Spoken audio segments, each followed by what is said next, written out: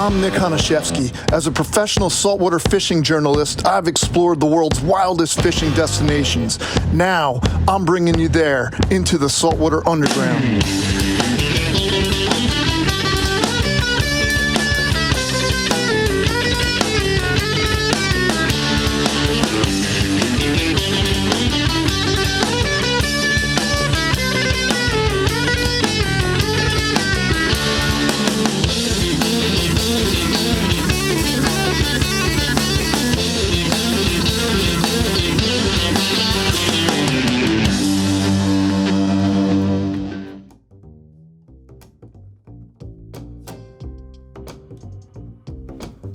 Hey fishermen, see that?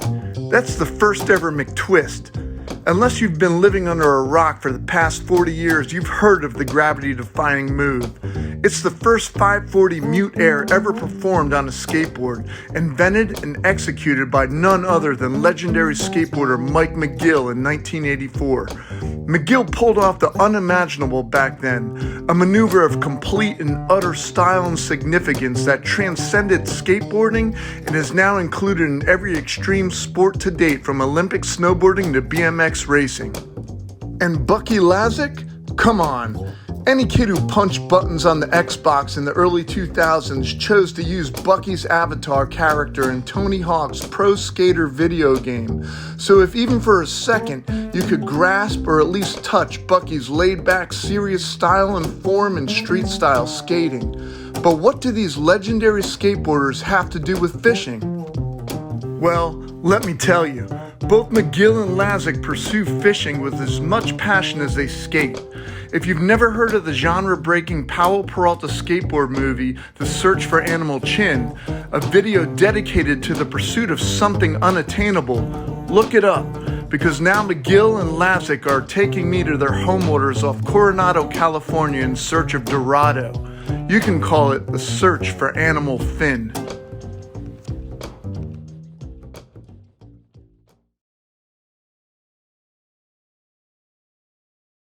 And we're meeting up with old school professional skateboarders, Mike McGill and Bucky Lasek. Mike was with the Bones Brigade growing up, and now he's fishing all the time. So now he's going to take us out. We're going to go for Dorado tuna and see what else we can find off Encinitas and off Ensenada, Mexico.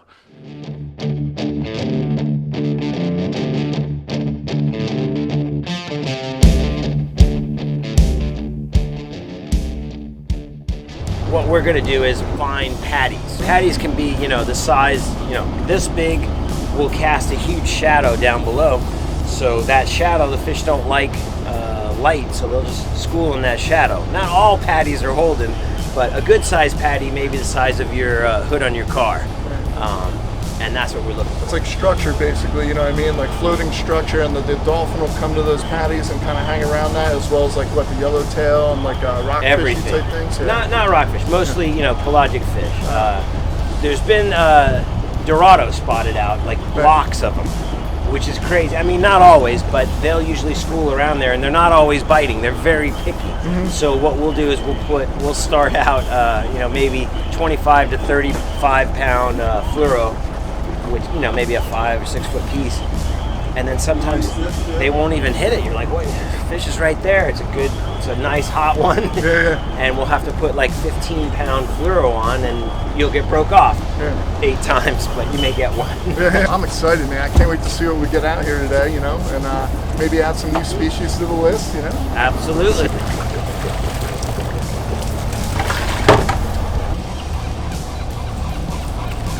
When you get bait, it's like your bartender. You gotta tip them good. So we take care of our boys over here. So, Good size. Usually hook them through the nose here. Sometimes you hook them through the belly, but they don't last in the belly.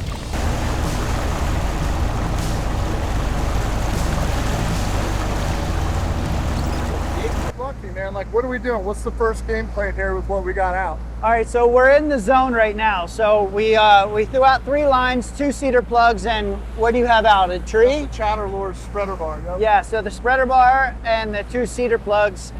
So the game plan is to find patties so we can get on some yellow, some yellow tail, maybe some Dorado. But in the meantime, we're fishing for bluefin and yellowfin. So those Dorados, they hit the cedar plugs right in the wash too, huh? Yeah, usually the Dorado will hit anything, but we're hoping that we get hit by the yellowfin. We're in Mexico waters, hopefully they'll... We are in Mexico! Let's get them, man. Right around the kelp patty, and just like Ronnie said, he's going right on. Yeah, swing him over. Yeah, Bucky, wait, forget the gab, dude. Ronnie will swing him.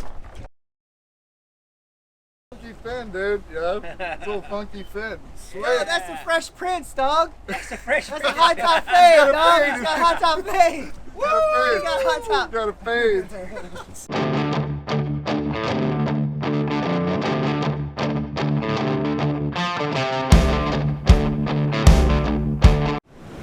Saltwater Underground with Nick Honashevsky is brought to you by @Nick Honashevsky on Instagram, Savage Gear, Bubba Blade, Shimano, Grundens, Grumpy's Tackle, Fisherman Supply, Ron Z Lures, and Chatter Lures.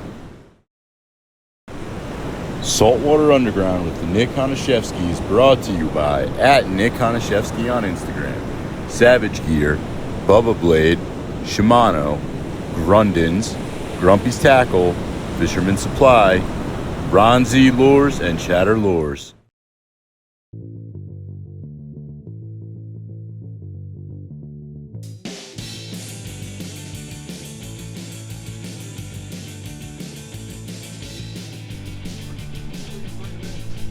Just brought the tuna lines in. We got a nice little kelp patty out here.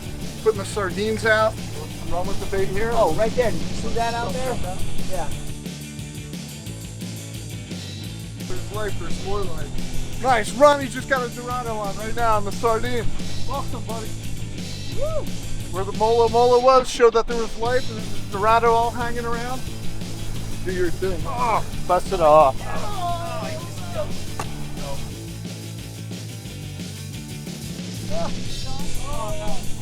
Mikey's look at that drag ripper.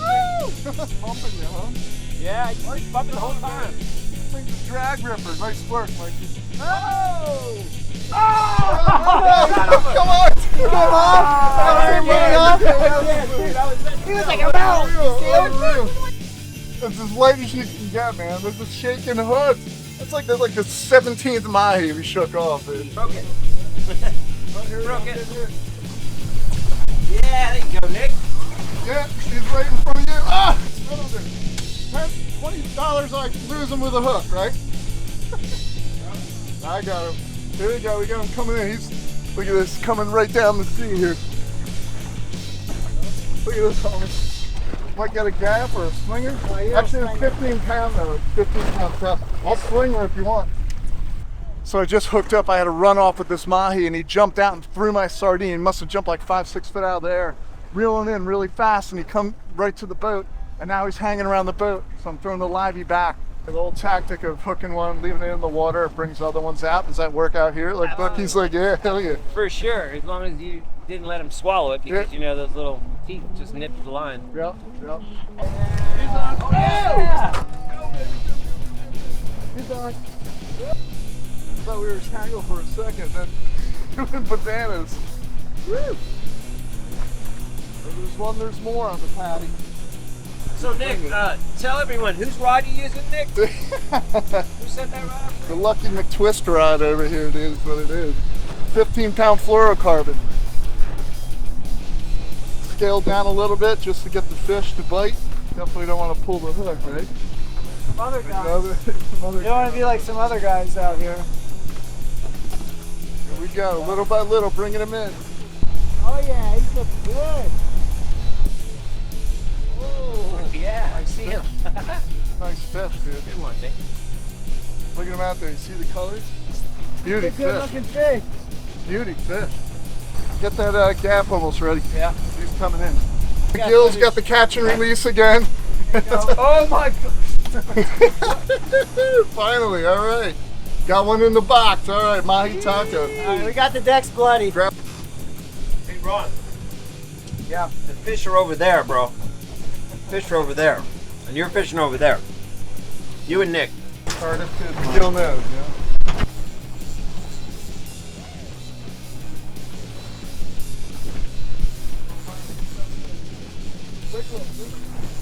Little guy. Go ahead, Buck. Tell us where we go. Coming back, coming back. Nice. Nice. Put a line in. The whole school right there. Come Yep. on. Look at them all. Look at the water. Put a line in. How thick is that? Put a line Right in. here, right? Taps off. Right here. Oh, look at the colors. Look how beautiful. Oh! The gill's on again. Never mind, you're going to release this one. It's gonna come over again. Burning, baby. He's gonna jump right in your arms. Nick, get ready. In your arms. Stop crossing. Oh, There you go. There's that. Would you stop? Your line is on me, dude. Oh my God. No, it's not. Yes, family. Where's this guy? Good man. Ooh.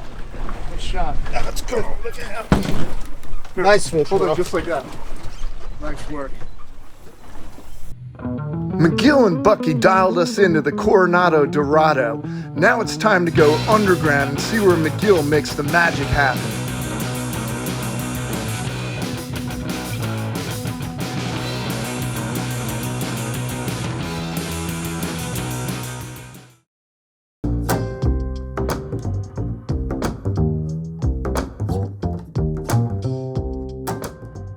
All right, now I'm going to show you where all the magic happens at Mike McGill's skate shop here in Encinitas. This is where the original Bones Brigade started out. Now we're going to go check out Mike's shop.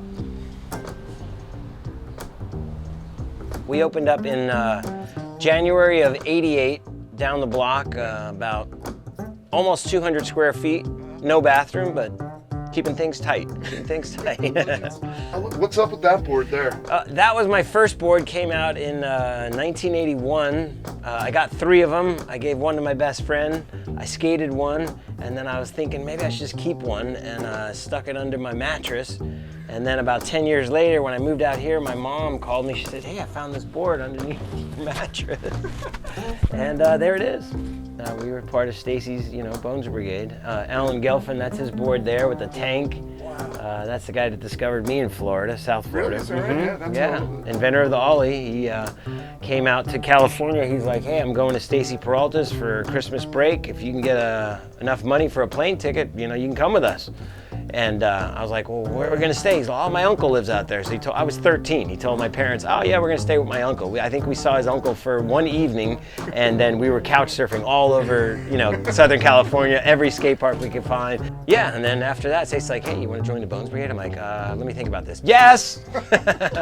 Did when you guys were doing the Bones Brigade videos and everything, were you fishing at that time, or when did you get into fishing? When I moved from New York to Florida, I was 10, and my grandpa taught me how to fish. And of course, in Florida, you can catch like 10 species in 20 minutes. In California, a little different, a lot different fishing, as you know, Nick. And then, of course, out of New Jersey, New York, it's even different than Florida.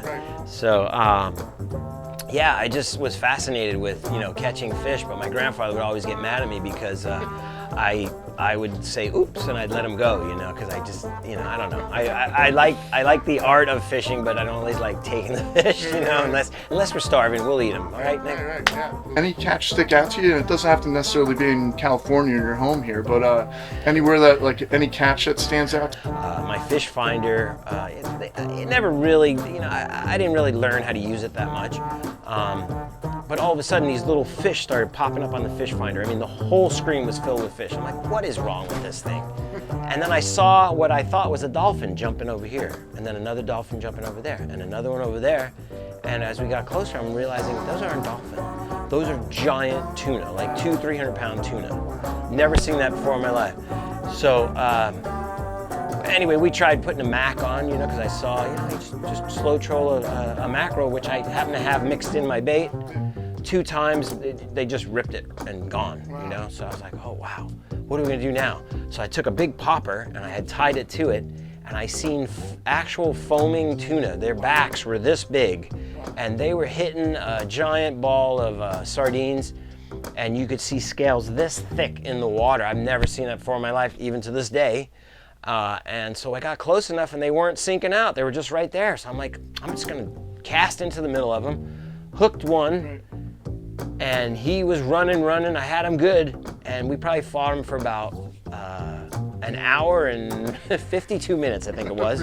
I kept passing the rod back to my greenback neighbor who couldn't drive, and we were just going, chasing it, because we almost ran out. It was all braid, luckily. I had braid right to the popper.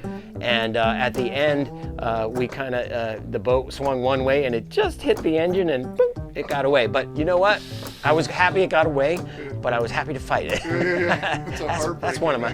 Check it out. McGill's even doing the underground sticker. Oh, yeah. Oh, dude.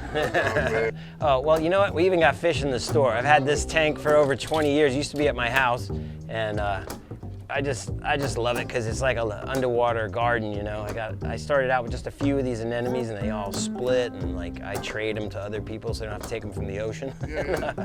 And then these are some of the boards. You know, we still Pal Peralta still makes some of the older boards because guys that had skated, you know, 30 years ago, now they're skating with their sons, and they're like, Mike, we want to skate a board that we skated years ago. We don't like these new popsicle boards. So they started remaking the old boards, and they can skate what they skated when they were kids. You know, it's yeah, absolutely. Just like that, you know, that old fishing rod you just can't get rid of because it's so lucky. Right. Tell you about that one. When are you gonna start putting fishing tackle in the shop? Right. That's what we gotta do. Right? Get my signature model fishing rod, and then that's me and Tony on the Animal Chin Ramp. I got this picture that was never printed from the photographer from years ago, and I was like, why didn't you print that? Why didn't you post that? He goes, oh, well, because Tony's hand was cut off. I'm like, I'll take it, because nobody's ever seen it, you know? The one question I really want to ask you is, you know, you got any plans to invent the new knot, the McTwist, or what, man? You know what I mean? The new knot? You're gonna make a new knot called the McTwist. That's right, we're working on it. Yeah, sounds good. All right, Nick.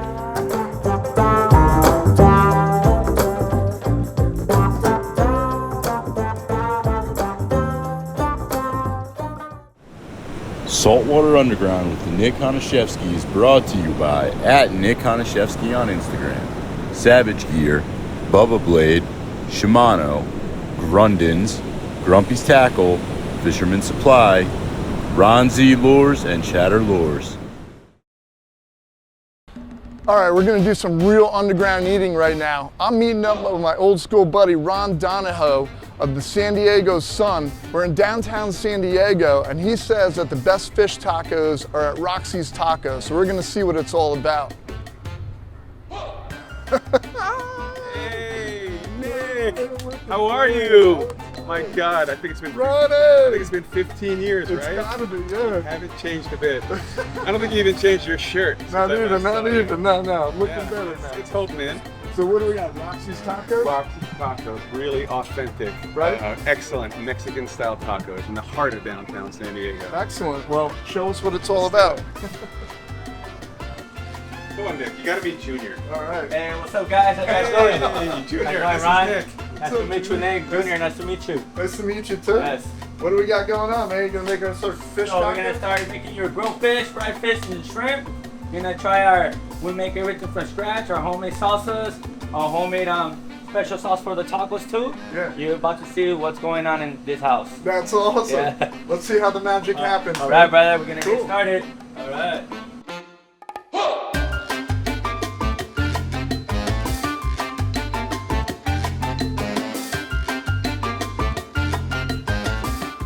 Hey, all right. all right. Yum. Thank you. Hello, guys. All right, here we go. Thanks a ton. That's what we were waiting for, man. Oh my gosh. You guys enjoy. Thank you. Right on. A lot of people go to the touristy attractions, but I knew to look you up, and I'm like, man, if there's one guy that I want me to show me like the best place to eat and get fish tacos, it's Ronnie. Right, Which is I nice. appreciate that. Yeah. It's like the years have not even passed. No. I appreciate you saying that. Tijuana's right across the border, and some people think you have to go down there to get the best, street tacos. Right. But he's brought that to downtown San Right. Diego. Yeah. It's awesome, and it's legit. That's what I love. It's so genuine here and authentic, man. Roxy's Tacos are actually, San Diego Sun is your you know, your baby. It's what you do as a writer. So you write about the whole San Diego downtown, the whole surrounding area and everything like that? Yeah, definitely. So yeah, San Diego Sun. It's been around for a year, but I've been covering San Diego for a while. Yeah. In fact, when I was with San Diego Magazine, that's when we met. Right. Out in the British Virgin Islands. That's right. Remember that? Old school writers, man, you know what I mean? That was what, 2008, 2007? I think it was like 15, 16 years ago. Yeah. I remember you went fishing while you were on your boat, and I think you caught a skipjack. That's right, Is yeah. that right? Yeah. It was skipjack tuna. We weren't supposed to fish or anything on the boats, but we did, you know? No, but the thing I remember was we landed on one of the islands and we gave it to a chef. Right. And you said, hey, would you cook this up for me?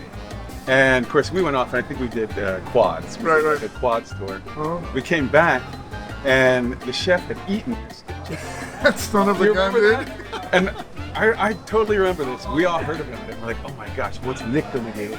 The chef ate his skipjack. Right. So the chef comes out, takes you into the kitchen, and you come out with this giant plate of wings and a giant smile on your face and dripping sauce, and you're like, what's skipjack? I got a plate of wings. I'm happy. I don't always eat fish, but when I do, I go for wings and I trade the skipjack out. You know what I mean? Let's dig in, man, and let's finish it. By the way, I want to say thank you so much for taking the time to come out and meet again, brother, like old school boys, you know, and showing me Roxy's tacos in your backyard, you know? I'm happy to do it for you, for Nick Konashevsky. Well, there's going to be a charge. I'll send you the bill later. Oh. Okay, so. Okay. Well, next time I see you in another 15 years, I'll catch up with you on that bill. Let's eat it up, man. Let's eat it up. There are moments and happenings in life you wish you could be a part of, though through life's winding path, you never can be. Much like me as a Grom skateboarder in Jersey, growing up and watching VHS tapes of McGill and Lasek on the Bones Brigade videos, wishing and holding on to that fantasy somewhere down the road and hope it comes together someday. And you know what? Sometimes, in strange, bizarre ways, passions combine and life works out.